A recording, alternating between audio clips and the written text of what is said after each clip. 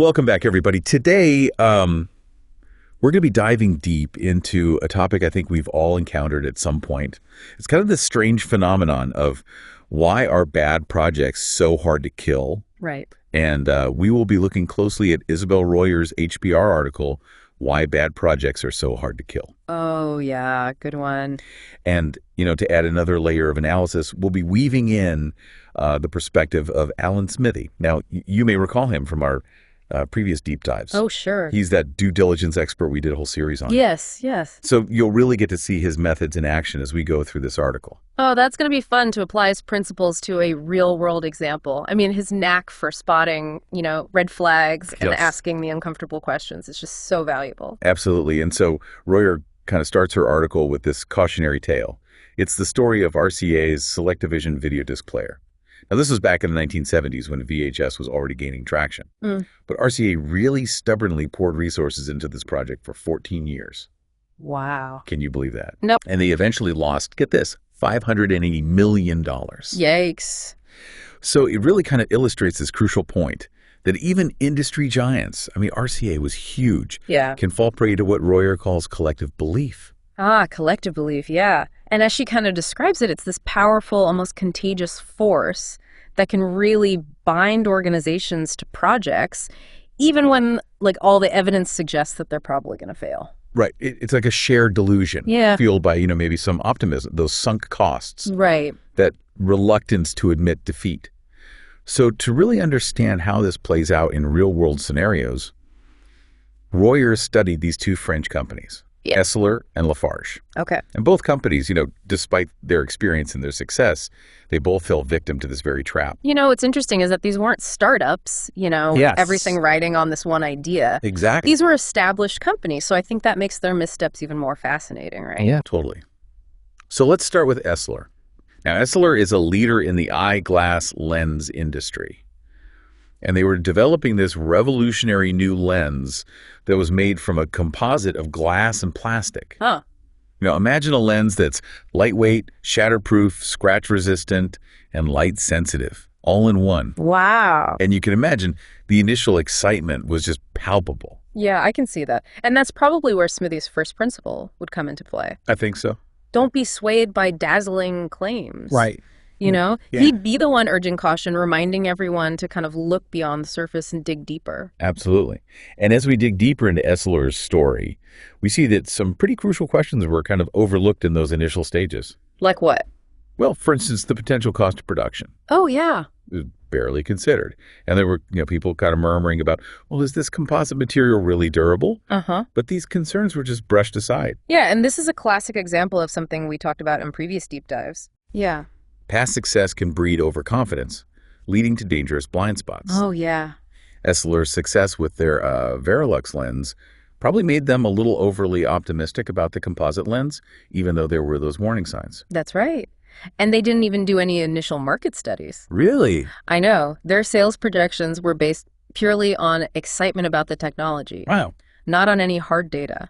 That's when Smithee's playing dumb tactic would be really handy, don't you think? Oh, absolutely. Because by asking seemingly, naive questions, right, he would expose, the lack of diligence and force people to confront the, maybe the shaky foundation of their assumptions. He would, wouldn't he? Yeah. And what kind of questions would he be asking, do you think? Well, you might ask something like, well, how did you get those sales figures? Who are your target customers, really? Yeah. And what evidence is there that they really want this product? Exactly. But none of those questions were asked. So the project was greenlit with a launch date set. The team was working feverishly. Oh, wow. And of course, as you might expect, problems started to surface. Their supplier, Corning, warned them about difficulties in meeting the FDA's shatter resistance test, which threatened, their U.S. market launch. Wow. And then it came. They finally got confirmation of their worst fears. The composite layers were separating. Oh, no. So you can see those cracks starting to appear in that facade of collective belief. Right. So the question is, how did they react to these early warning signs? Did they kind of stop and go, wait, maybe we should reevaluate this? I mean, you would think so, right? You would, wouldn't you? Yeah. But instead of questioning, is this project sound, they attributed these setbacks to, it's just a technical glitch.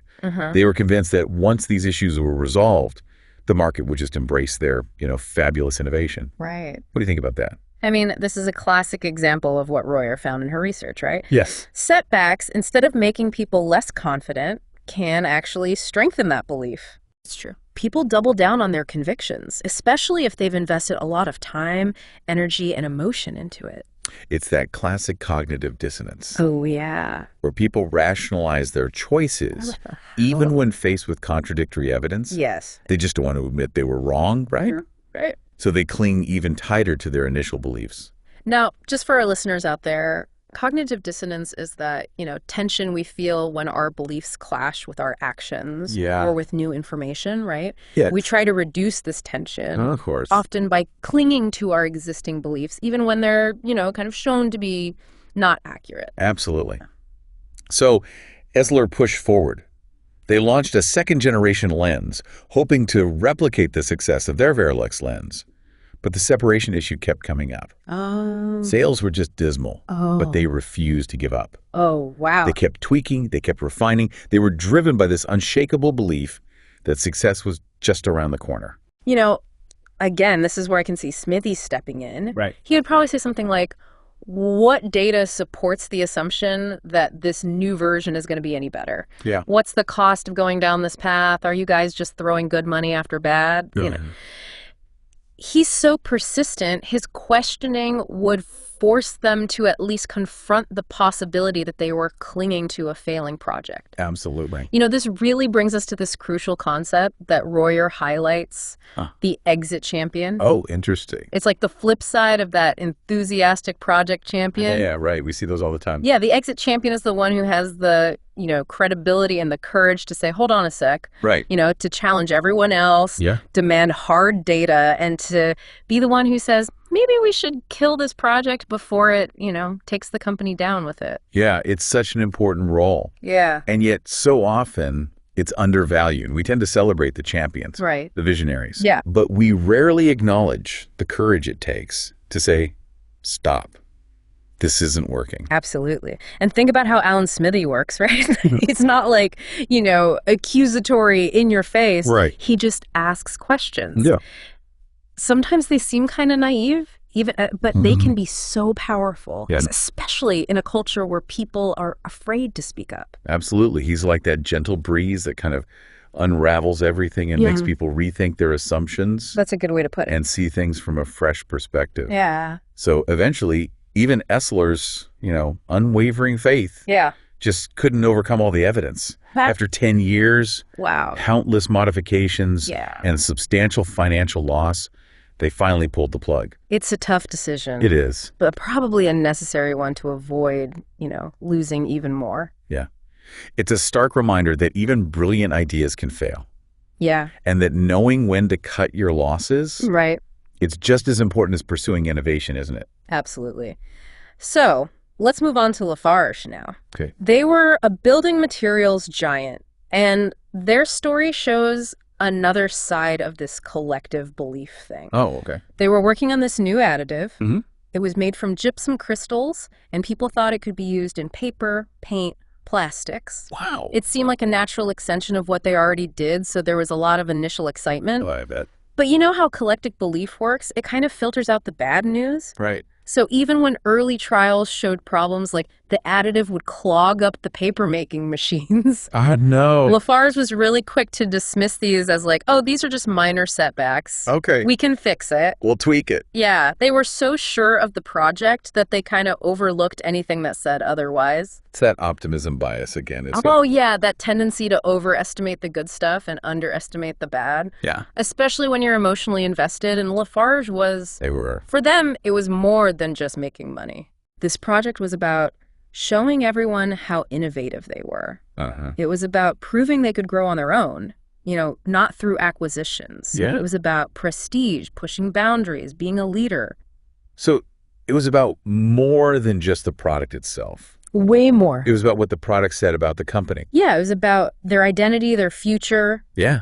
And this shared belief, this collective vision, Mm-hmm. it can create a culture where you don't want to disagree.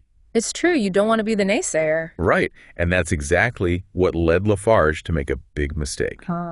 They decided to build this whole new production plant A whole plant. for the additive before they'd even finished testing it. Wow. They were so sure it was going to be a success Wow, that's a lot of faith. that they invested a ton of resources without really knowing if it would work on a large scale. This is a classic example of how collective belief can just override everything. I Yeah. mean, they had rules, they had criteria, but those all went out the window in this rush to bring this game changer to market.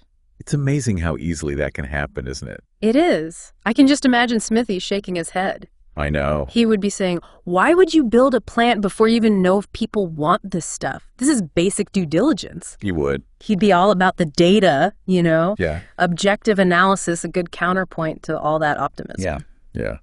And of course, just like with Esseler, there were a few people at Lafarge who tried to raise concerns, but they were shut down pretty quickly, Of course. dismissed as negative or lacking faith. It's a recurring theme, isn't it? Yeah. It's kind of sad because those people often have important insights. They do. Insights that could save companies from making big mistakes. Exactly. So Lafarge, they built their shiny new plant. Yeah. But surprise, surprise, the product still had problems. Their partner, the paper company, started backing away. And those optimistic sales projections, well, they were just a pipe dream. Wow. They had built this amazing facility Yeah. for a product that nobody wanted.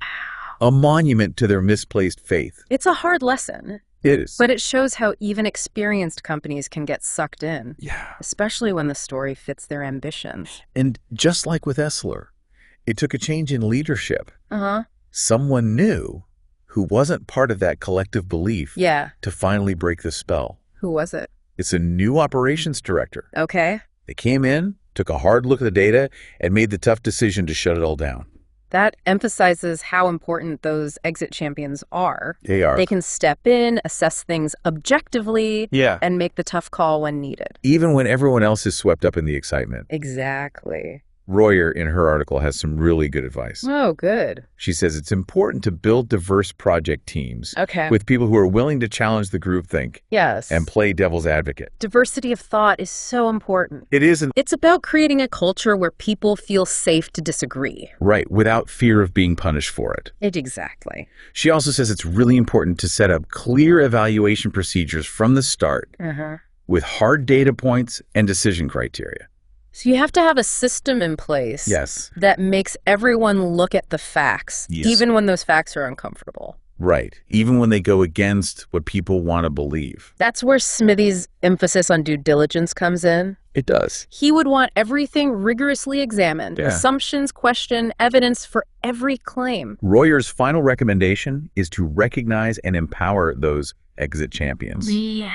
They're the ones who can save companies from wasting time and money on projects that are going nowhere. By celebrating them, Yeah. by making sure their voices are heard, Yes. companies can find that balance between innovation and knowing when to stop. It's a tough balance. It is, but it's so important in the long run. It is. It really comes down to striking that balance, doesn't it? Fostering innovation, but also being smart about it. Yeah, that's the key, right? How do you create a culture where those champions and those exit champions are both valued? Right, where you can have enthusiasm, but also skepticism, Exactly, where data and intuition work together. and where the best ideas win, even if they're not the most popular. Absolutely, and sometimes the smarter thing is to know when to walk away. Yeah, admitting defeat doesn't mean you failed. It's more like a strategic pivot, right? Yes, freeing up resources to try something else. That's a much better way to look at it. I think Royer and Smithee would both agree on that. I think so too. Well, we've certainly covered a lot today. We have. It's fascinating, this whole idea of collective belief and how it affects our decisions. Yeah, even the most successful companies can get caught up in it. They can, and it's important to learn from their mistakes. It makes you think, doesn't it? About critical thinking, questioning assumptions. Well, yeah, creating a culture where it's okay to disagree. Yeah, where those dissenting voices are actually valuable. So as we wrap up, I'd like to leave you with one final thought. Go. What can you do, both personal and within your organization, to make sure decisions are based on facts, Right. not just beliefs? That's a good question. How can you be both a champion for new ideas and a voice of reason Because sometimes a healthy dose of skepticism is all it takes. to avoid a major misstep? Exactly. Thank you for joining us on this deep dive into the world of bad projects. And those stubborn beliefs that keep them alive. Until next time, keep questioning, keep learning, and keep diving deep